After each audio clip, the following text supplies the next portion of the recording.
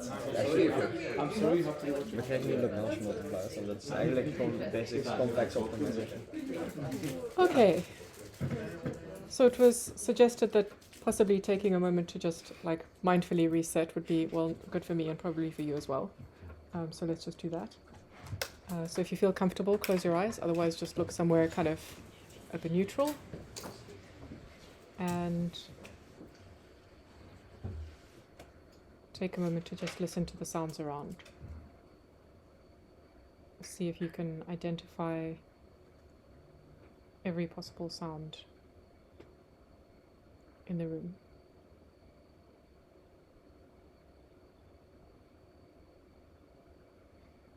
Gradually bring your attention closer and closer to yourself, and then start to notice your breathing. See if you can follow the path of the air right from as it enters your nostrils. Feel how it's cool at the back of your throat. Feel how your chest and your belly expand as you breathe in. Notice that between breathing in and breathing out, there's a still, quiet moment. And notice as you breathe out that your shoulders relax, chest relaxes. So for 3 whole breaths, just follow your breathing. Just notice how your body changes as you breathe.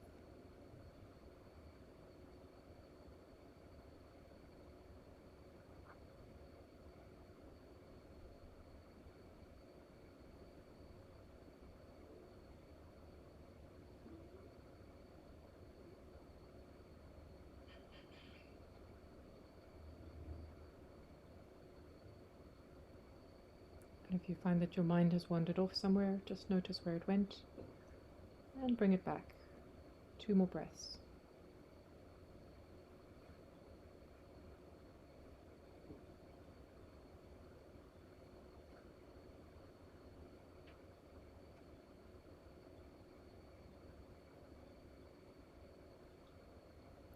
And then start to listen to the sounds around.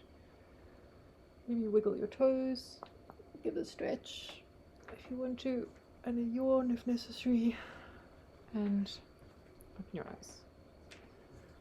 All right. So, take 2 on the gradient. So I haven't been able to get Geogebra to plot a nice picture. I'm having a bad Geogebra day. But here is the textbook version of the question that we're interested in, now with actual better drawing. So let's see what's happening. So actually I can just pull this into... All right.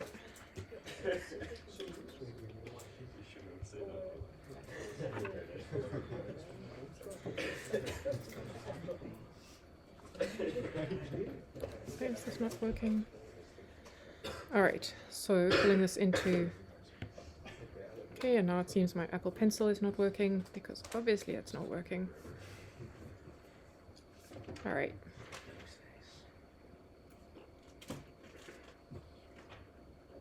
All right, so this is the calculations. This is the picture. Let's see if we can understand this. So I'm just going to briefly plug this in so that it can charge a little bit. All right. So we know that we've got our parabola. And now what is it that we're doing when we find this thing here? Well, if we're looking at the point 1, 2, so we made a slice at a particular z value. And we end up with... So we'd actually have to, I guess, give a particular z value. But we've got a... Okay, so we've got a circular cross-section here.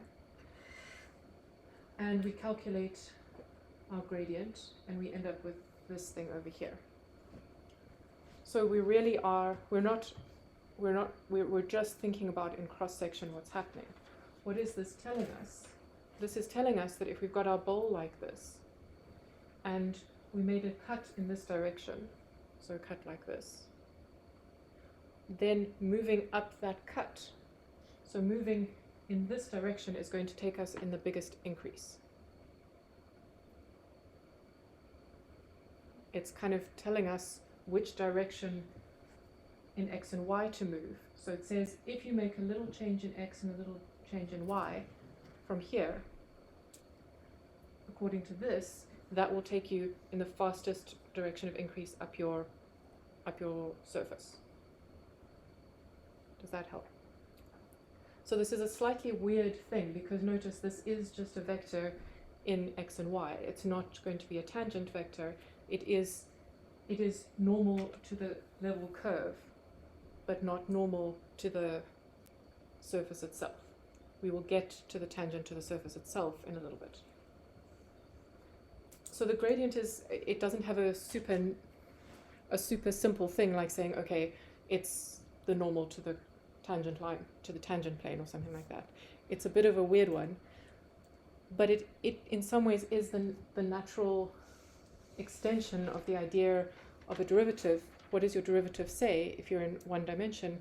It says that the direction in which you change, if you make a little change in x, is this in y. Now this is saying, well, if you go a little bit in this direction, so you make a little change in x and y according to this directional derivative over here, then that's where you'll get the biggest change in your z. Hmm? Yeah? Okay. So now we have this idea. What do we have? So next we want to think about, all right, I've got whatever my crazy surface is. I know how to find the rate of change in the direction of x. I know how to find the rate of change in the direction of y. But what if I want the rate of change in some other direction, some u? Well, as we said over here, you could play exactly the same game that we did before. You could say, all right, I'm going to make it a small change in my u component and a small change in my v component, and I'm going to take limits and do all that crazy stuff. But what becomes really useful, so you're welcome to read more about this and do some extra limits, because I know that's what you live for. But actually, this is where the power of our gradient comes in, is it says that if you dot the direction you want to go in with the direction of maximum change, that will give you the rate of change in the direction you want to go in.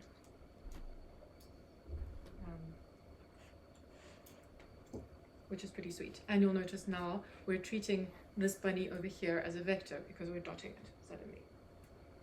Okay, so there's a lot of kind of mathematical technology hidden in this equation over here, because if you just look at this bit over here, what we've got in here is partial derivatives, and we've got a vector operator here that's acting on a function to create a new vector. Now we're dotting it with another vector, and we're ending up with, so what is this thing? What nature of beast is it? Scalar? Vector? Zebra? It's a scalar. It's a scalar. Yes. Okay. And what would you expect that scalar, what is that scalar? I mean, what's it telling us?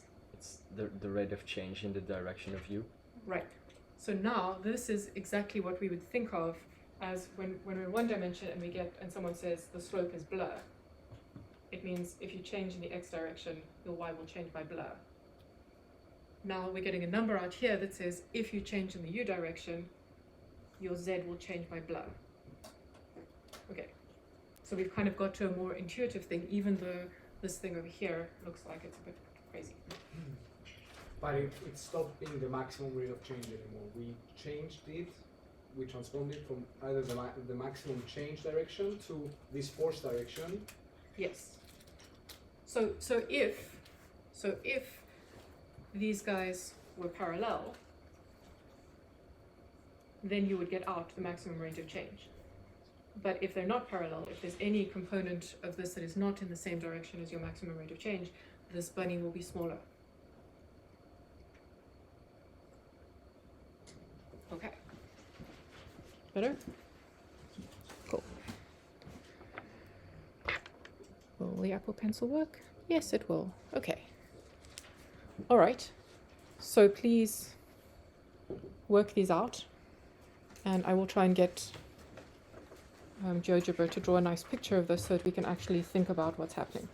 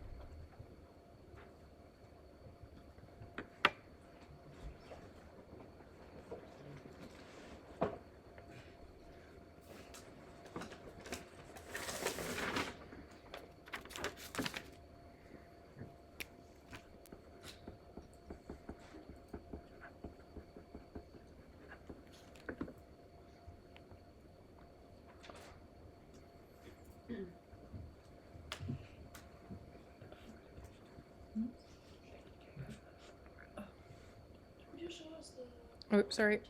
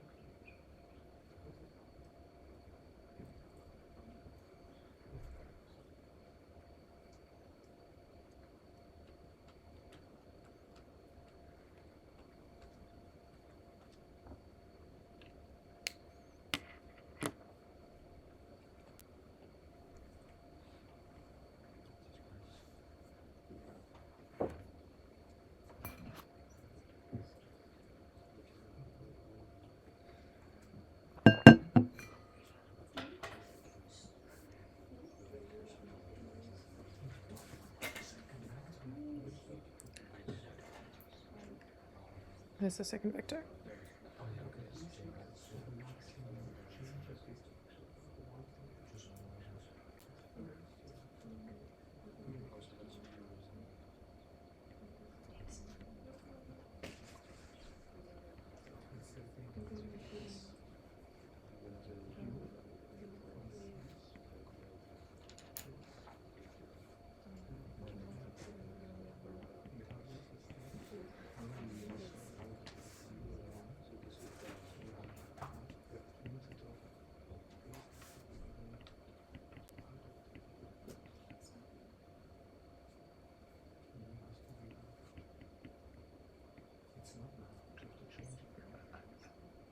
Did I do that right?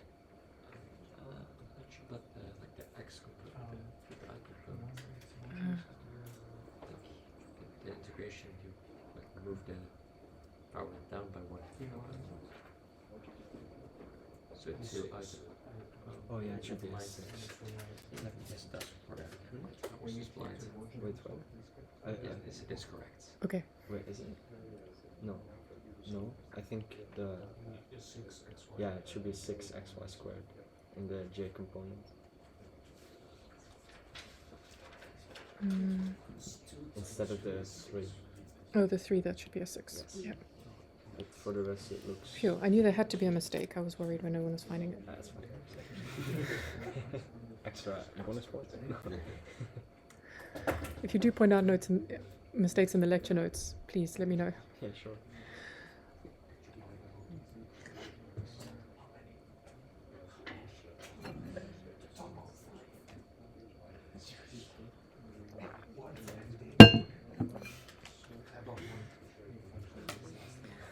Right, so that's 2.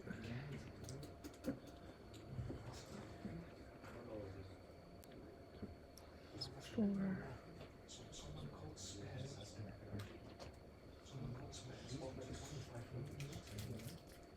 Yes? Okay, awesome. Yay! Go me! All right, so let's talk through this a little bit. So I just want to switch to Geogebra, which has now drawn this lovely surface for us. Let's have a nice, it seems dark. All right, so here we have our surface. Okay, it's doing some crazy stuff. So we're trying to figure out its behavior. So if we're thinking about, first of all, if we find our gradient at any point, let's look at what we get. Just check that you got this. I have independently verified that this is correct.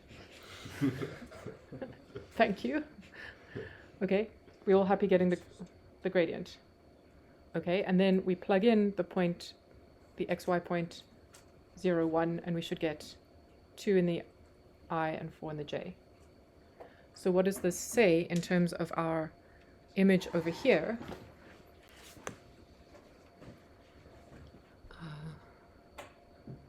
So what I really want, so Geogebra has this ability to change this into 3D if you have 3D glasses, and I really want to try and get like 3D glasses for the class, but at the moment, unfortunately not. Okay, so if we're looking at the point 0, 1, so if this is our x direction, that's our y direction, so we're looking over here. So we are thinking just on the xy plane, and if we're looking at that point, this says that if you move in the direction, what was it? 2, 4. 2, 4. Okay, so if you move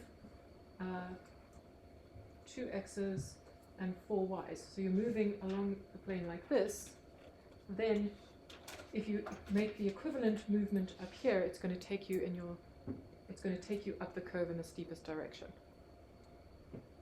Okay? Then if we change things over and we say, okay, well, we're at the same point, but now we're going to move in the direction 1, 2. So we're changing to this over here. What would you expect to happen?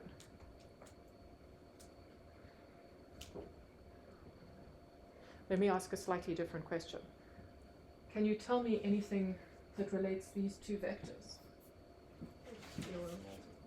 They're scalar multiples. So in fact, this direction here is saying move in the same direction as our gradient, which says move in the direction that will give you the biggest increase. So what we might expect is the biggest change that we could get is if we take the dot product of those two together. Okay, so that would be the first thing. All right, now let's have a look at this one over here. If we rewrite that, well, okay. If we think about what's happening there, what direction are we going in? Let's go back and look. Okay, I'm just going to draw our vectors here because I think it will be instructive. Okay, so here is our,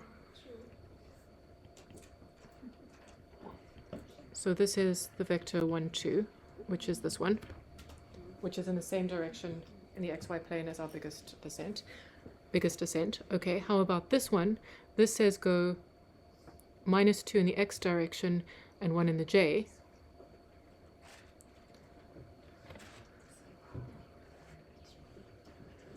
What can you tell me about these two vectors?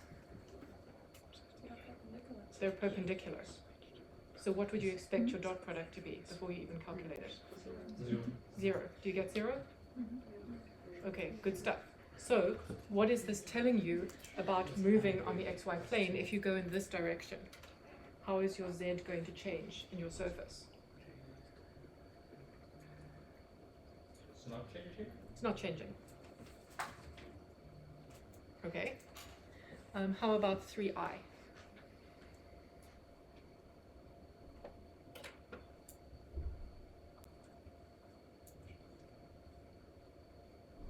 So 3i would just be somewhere along here. It's going along here.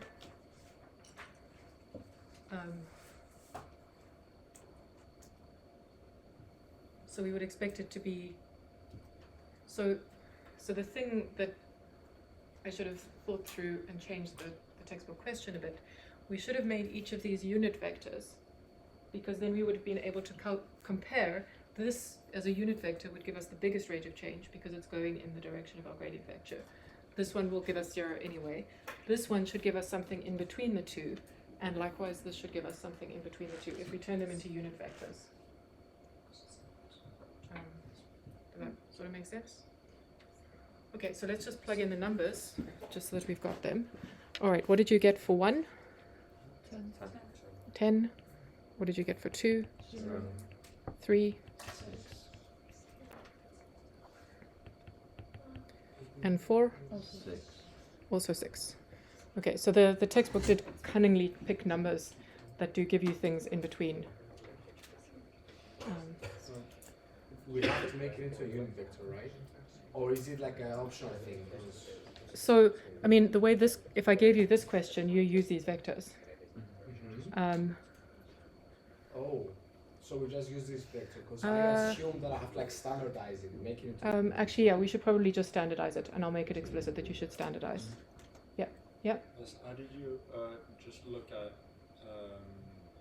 3i and IV and then just went, okay, it's going to be in the middle of the two? Because, so I was thinking as unit vectors, I know that 3i and I plus j they're not parallel to this one, which is our directional derivative. I mean, our gradient. And therefore the dot product has to be less.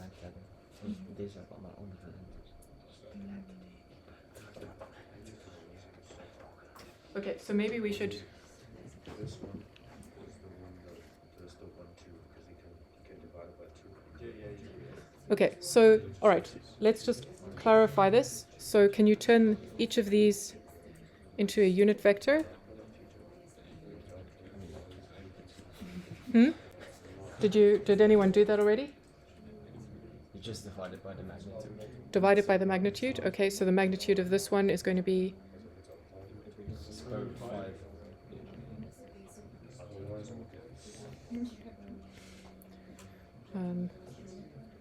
Right, so we should actually have done that. Okay, this is an annoying. Okay, so we should have. This was my bad. This is supposed to be a unit vector, so you need to pre-unit them. But I think it's linear, right? So can't you just divide the answer by You can just, square root yeah, 5? you can. So that will go to, I think. yeah, 10 over root 5. This one is also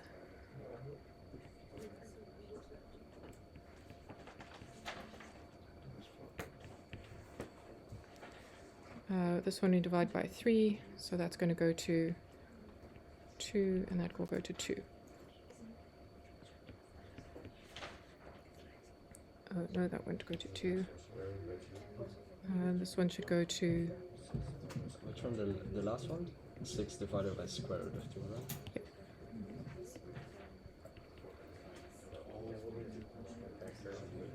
Oh.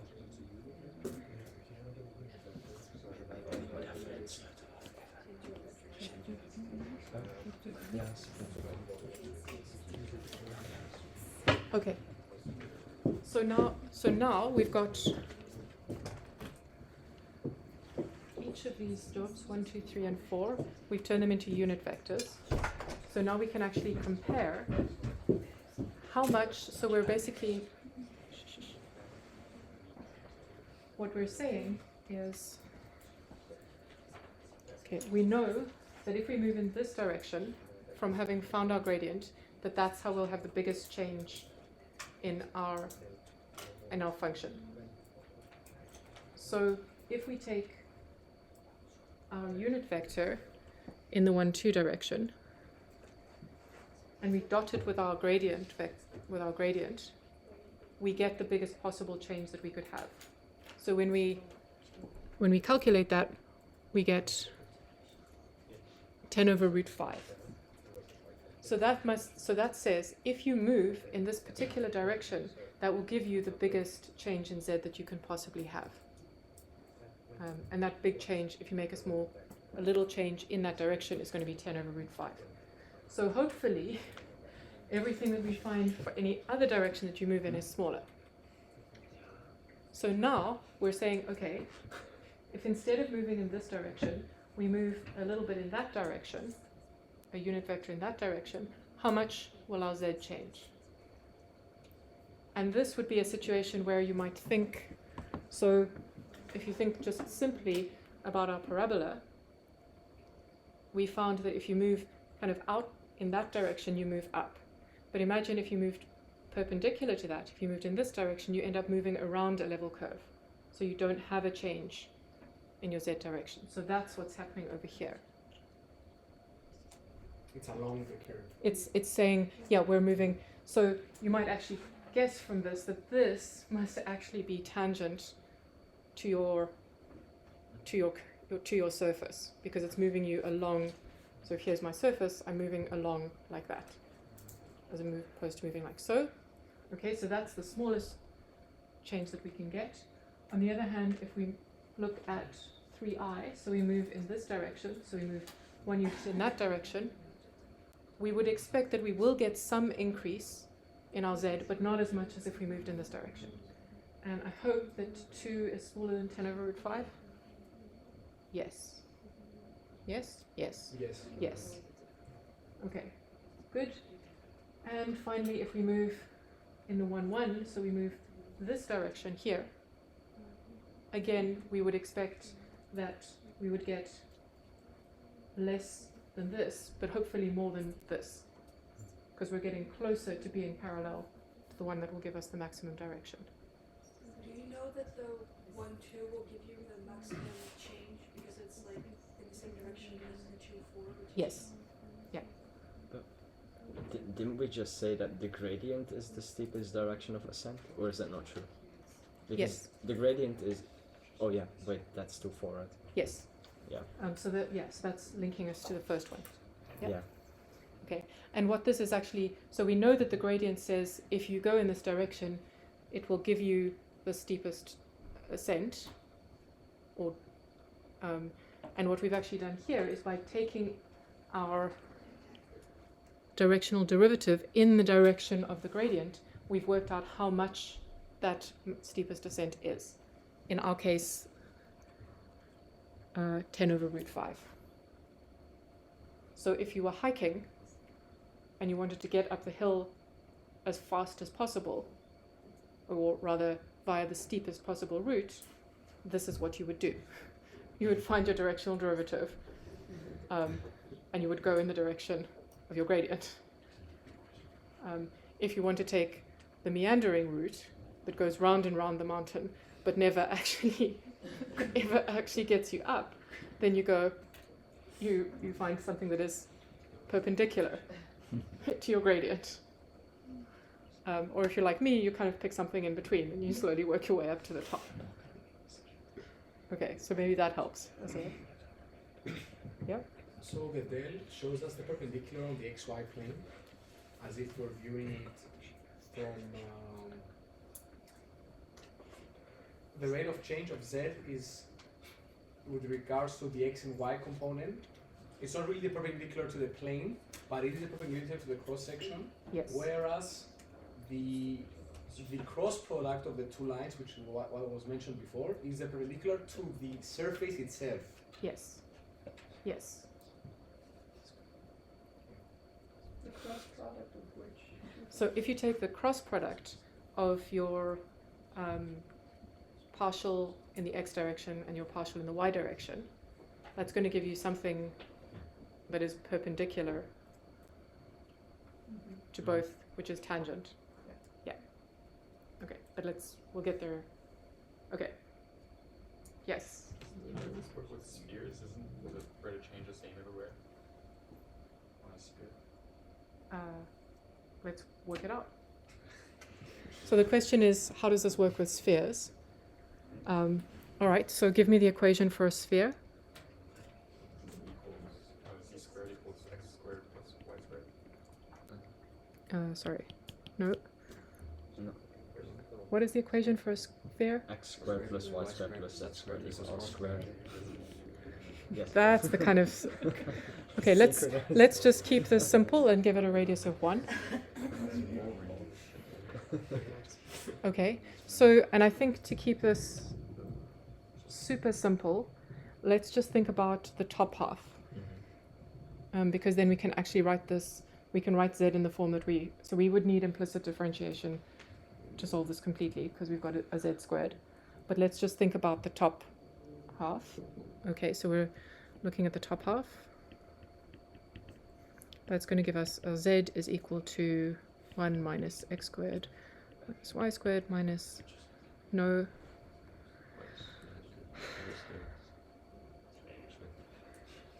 Yes, no, yes, yes. Okay.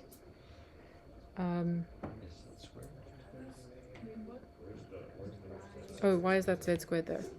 Sorry. Okay, here we go. All right.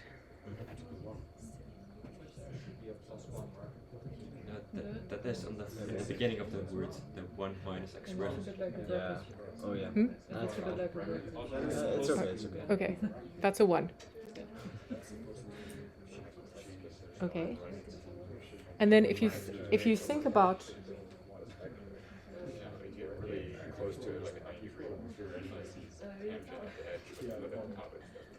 so basically what you're going to have is any cross section that you have, it's going to say you want to follow the great circle from where you are to the pole, will give you your steepest descent.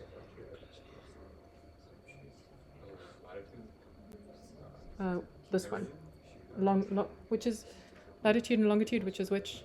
I have no clue. Latitude is vertical, longitude is horizontal. Longitude? Latitude is Latitude. Okay. So basically, I mean, I recommend that you work this out. But if you're wanting to find, so you've got your half sphere. Your directional, your gradient is always going to be pointing out, because you want to move up a line of latitude will give you the steepest descent.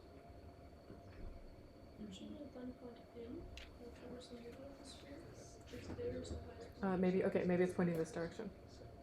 Yeah. That makes sense. Yes. Yeah. Good point. Yeah. So let's just double check. All right. So we want dz by dx. Oh, this is going to be painful. But we would expect that we're going to get something negative, because we're wanting something that's going to point this direction. Is it just minus x divided by this whole thing? Minus x, because the 2 gets cancelled minus out x by the over half. Yeah. 1 minus x squared minus y squared, And it's the same for y. and the same for y. And then you just Okay. plug in. Sure, Yeah. it's minus x, not minus 2x. No, because you have a half from A the half is square coming root. out. That's- Yeah. Okay. Okay, so you can check that this is partial. I mean, they So- cancel out. If we look at, for example, the point 1, 1, if we plug in x equals 1, y equals 1, that's going to give us minus 1 over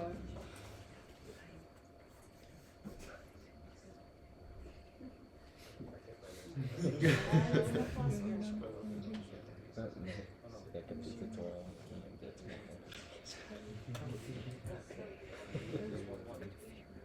Write it out.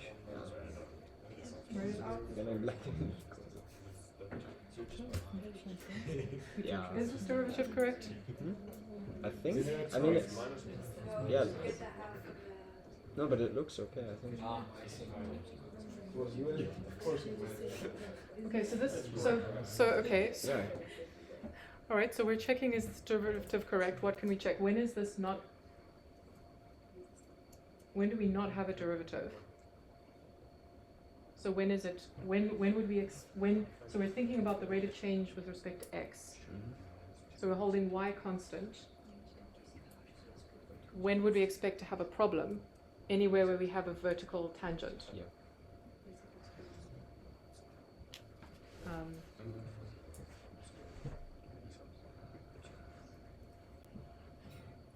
Hmm. What is the radius? Okay, I'm going to work through this example in the notes. You should work through it too, because I think it is a good question to think about, because it's one that we can think about intuitively. We imagine we've got a dome, and we want to think about what does our gradient tell us at different points in the dome. Okay, so I will think about it, you think about it, I'll write it up. I will actually take the derivative instead of believing on faith that that's what it is. All right. I mean, like just a small hypothetical. Just like, what if you have that like derivative or factor going outside of the dome? Sorry? Like if like you get like this derivative thing by dot producting a factor by the del. Yeah, you can try that. But like if the factor goes outside of the dome, I'm not sure what you're asking. yeah, it's probably nothing serious. Okay. I could probably look at that. Oh, you mean like a negative unit Yeah. vector? Yeah. Be screwed basically. Because we're not on. Oh, thank you. Okay, the problem is I'm trying to take a derivative somewhere we don't actually have our surface, because I was stupid and I said 1, 1 instead of root 2, or whatever it's supposed to be. Okay. But I think at 1, 0 you'd have the issue for Yeah. vertical. Yeah. All right.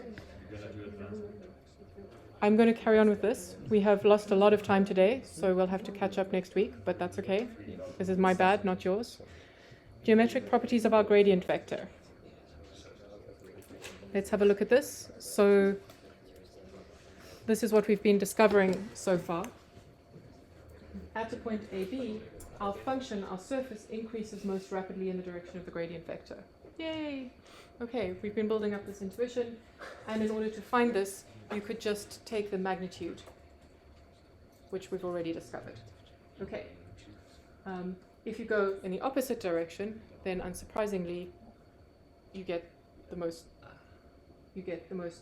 rapid decrease. Okay? And it shouldn't come as a big surprise that the magnitude of the maximum rate of decrease is the same as the magnitude of maximum increase. Okay, so yay, maths continues to work.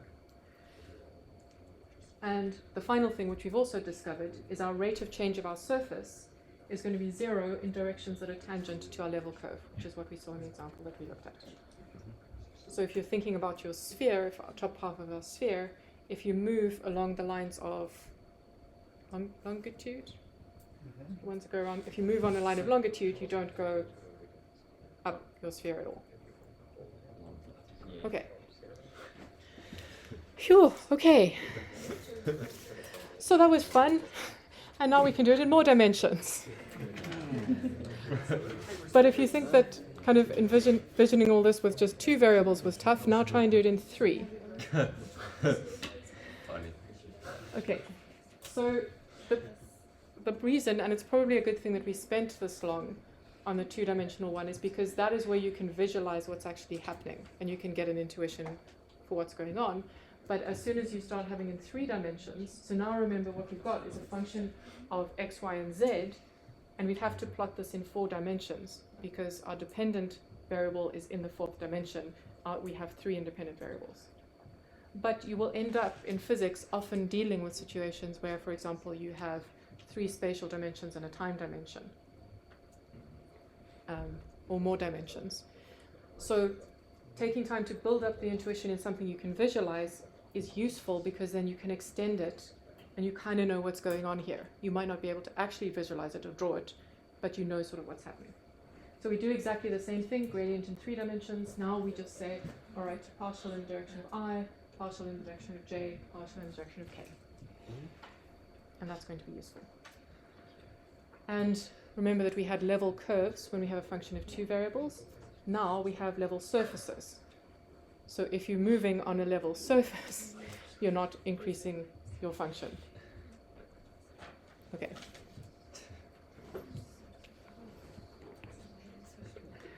So here's an example. I will do the working out, but I would just like to cover a bit more material before we call it today. So where do we want to go from here? It's really, we're going to apply what we've looked at around derivatives in exactly the same way that you applied what you learned about derivatives in one dimension. So what happened after you learned how to take derivatives? People said, well, now you can maximize and minimize and do all that kind of finding extrema stuff. That's exactly what we're going to do. So just to remind you, from Calculus 1, you got shown a function, and if you want to find where it's a maximum or a minimum, you would have noticed that locally there are three things that can happen to your function which will guarantee that you have a maximum or a minimum. You could have a flat tangent line. Okay. Locally, you might be at an endpoint, in which case this is a local maximum or a local minimum. And the other thing that could happen is that your function is doing something crazy and annoying. It's not differentiable, but it has a maximum or a minimum. So you had those three conditions that you looked at. So you have critical points, so places where your tangent is flat, singular points, somewhere where your tangent is not defined, and endpoints. And those are the three kinds of places where you might have a maximum or a minimum. Now, if you remember from Calculus 1, it's not guaranteed, so you might have a situation like this, where at this point you have a zero tangent, but it's not actually a maximum or minimum. So it's just these are how you get candidates, and then you have to do a further test. And you would have learned the first derivative test, which says check the derivative on either side, and if it changes sign, then you've got a max or a min. Or you would have learned the second derivative test, which says something else, and that helps you isolate which of your candidates actually is a max or a min. Swapped in? Yes? Do it all again in more dimensions.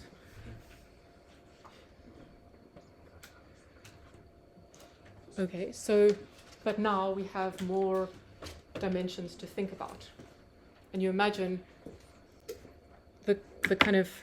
this case suddenly becomes a lot more complicated in 3 dimensions, because you can have things that do this, you can have things that kind of do weird stuff like this. So the testing that we're going to do is slightly more in depth, but it's exactly the same idea. And we have exactly the same way of categorizing candidates. Is there somewhere where our derivative is 0? Is there somewhere where it's not defined? Are we at an endpoint? So just to give you, and what do we mean by derivative? We're going to use our gradient.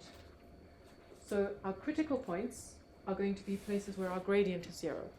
So that's just shifted from where our derivative is 0 in one dimension. Our singular points is where our gradient does not exist, and our boundary points is wherever you are on the boundary of your function. So it's fully analogous. Now we're just using our gradient like we used our derivative.